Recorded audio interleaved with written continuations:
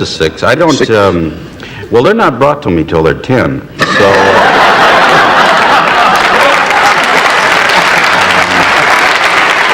Thousands of comedy legends have sat across from Johnny Carson.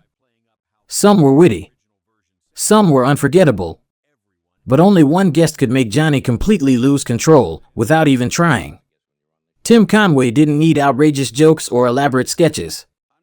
All it took was one completely unexpected answer, one absurd story, or one perfectly timed pause, and suddenly the host, the audience, and even his fellow comedians couldn't stop laughing.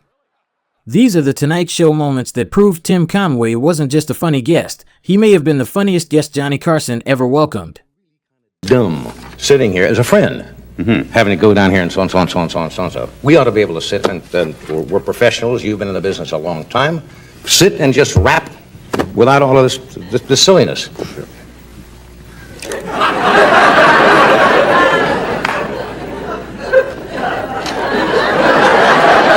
Well, my real name is Betty, which we had some problems with when I came out here. But no, I guess my real given name is Thomas. Thomas? It's really Thomas. My mother's Romanian, and She never quite got the hang of it. She couldn't say it. I see, Thomas. Yeah, no. So yeah, it's Thomas Daniel Conway. But was another actor called Tom Conway, so I had to change my name. Yeah. Young fellow with the mustache, good-looking, thin guy, Tom Conway. Yeah. And I was getting a lot of his bills, so we changed my name. Didn't know that. Are there other Conways, brothers and sisters? I wasn't going to come out all evening that night. I felt, what the heck, it was a lot better in there than going out and eating with Harvey. But that was a weird night. The man actually said, "Are you here for the picture?" And I said, "Yes," and he put me right in the projection room. And you sat there? Yeah. Well, I didn't know whether that's where he wanted me or not, so I just figured, Since the first roll is on, I'll have it roll. Yeah. No. Look, I've been doing this show now at the end of this month. That's true. And I know we have asked you before. Well, I didn't know you did this.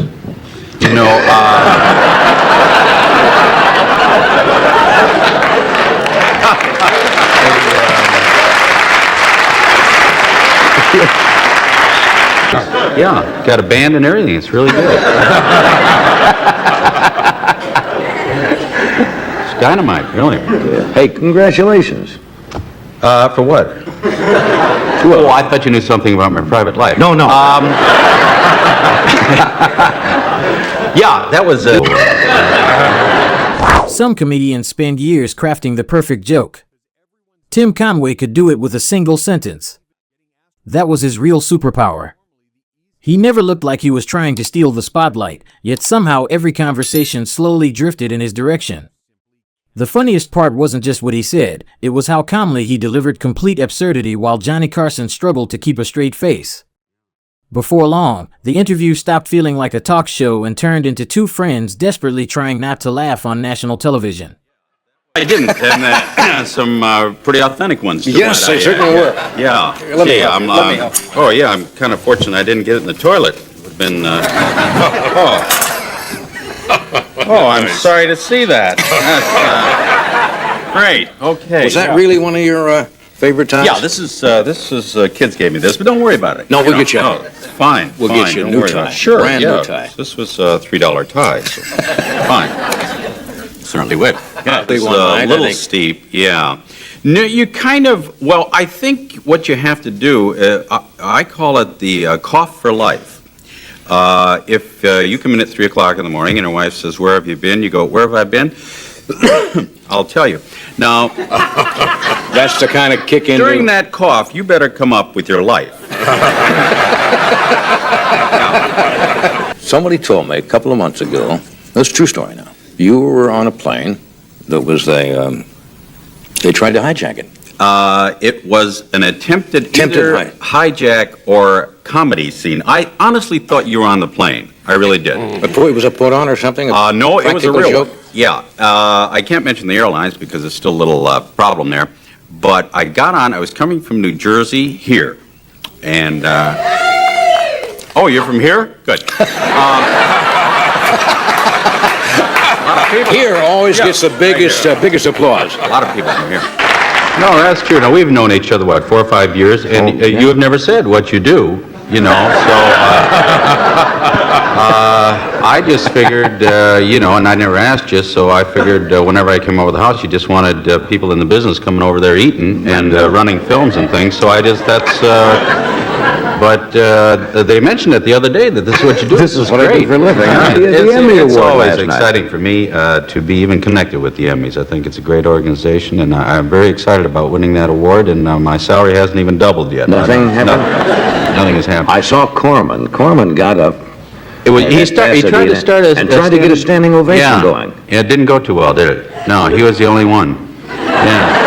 Harvey stood up, and you looked out, and nobody. There was Corman, and finally Harvey sits down. And Yeah, he's embarrassing. Just before I went on, the director, Bill Carruthers, who I thought did a sensational job at the Emmys, he said, "We are really running long." He said, "Don't go out there and horse around, just go out and say thank you." And I said, "Okay." They didn't realize they were talking to the wrong fellow, I guess. Yeah. And I just happened to have that telegram with me, and so I thought I'd kind of read it, because I thought it was important to me. Wasn't that from Angie's Pitch and Putt? Angie's Pitch and Putt, yeah, Tarzana Pitch and Putt, yeah. Yeah. And I also I have a friend, Ernie Anderson, that I've known for about 16 or 17 years from Cleveland, and that was his telephone number I gave, yeah. Because he said, mention me if you win, so I thought that would be the best way. That was the real number? Yeah, real number. You guys are talking about Hollywood. How come I wasn't invited to the Hollywood party last night? I've never actually been to a Hollywood party. I've been to a couple at your house.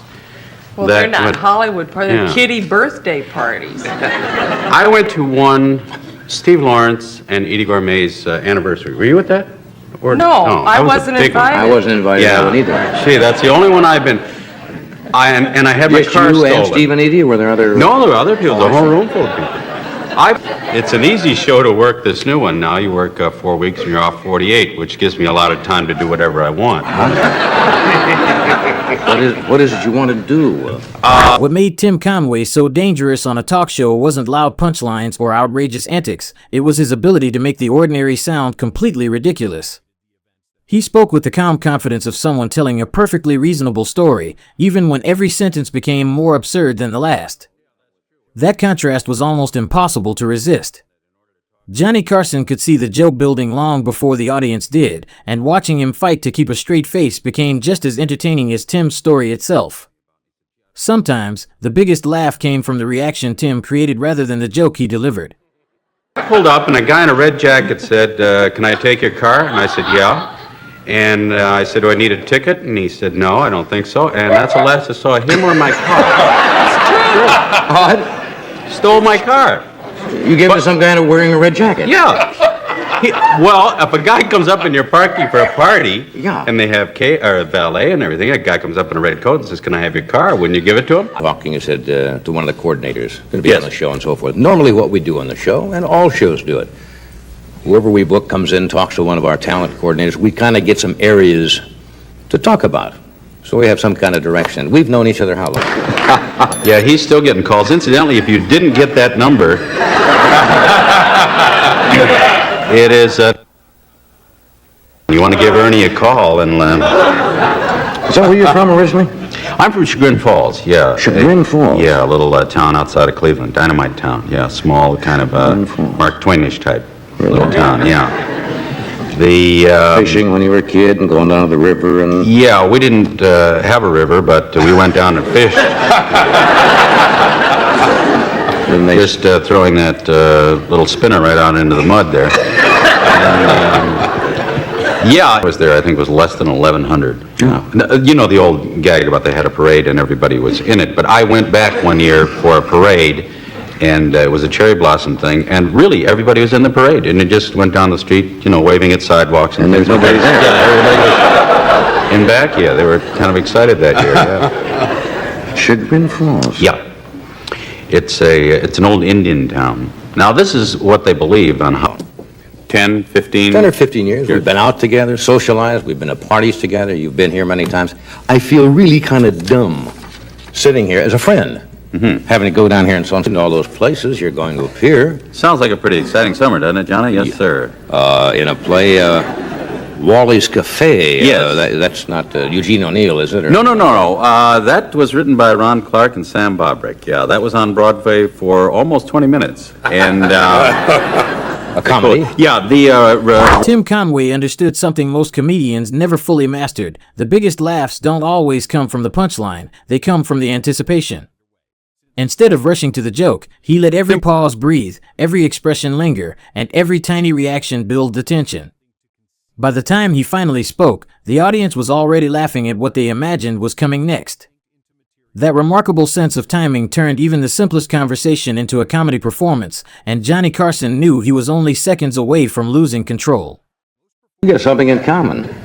You starting your show, which is a half hour shorter than it has been, and we started this week with the hour show. Mine was cut from an hour to a half, yeah. They're talking now, maybe next year if we go on, to going to 15 minutes. 15 minutes? And third year, we're talking about being a news break, just a minute. Lay it out there for a minute, do one joke and off, you know. Yeah. Weren't you lonesome as a child? I mean, did you have anybody to play with? No. Well, I went to school, you know. Oh, well, yeah, there were other kids in other school. Kids in school. So I had those, those that. kids to play with. Yeah, you probably didn't do that. But no, and those are the only children I had to play with. Yeah, no brothers or sisters. Yeah. Were you in school players like I was? You know, doing the. I had a funny thing. Your wife is a ranked, as they say, bridge player. Is she not? I have no word on that. Is she? Yes, she is. Yeah. I mean, she's a. Well, I don't talk to her that much, you know. I mean, well, I know you I talk didn't to her talk to you about the occasionally. show, so yeah. And she travels around the world, as a matter of fact, playing bridge. Yeah, which is real nice for me. So it's a lonely town when they're out of town. Well, you know. I know. The reviewers were kind of confused because the audience was laughing and they couldn't hear the lines, so they kind of panned it and went out of Broadway, and it's a real funny play, and I thought I'd do it. Tim Conway never needed outrageous stunts or elaborate setups to own a room. His greatest weapon was turning the most ordinary conversation into something completely unpredictable. Every pause, every quiet remark, and every perfectly timed expression invited laughter before the punchline even arrived. That's why Johnny Carson never knew what was coming next, and neither did the audience. Decades later, those unforgettable Tonight Show appearances still remind us that true comedy isn't about trying to be funny. It's about making the impossible look effortless. And she looks at me and she said, "You the funny man, huh?" And I said, "Well,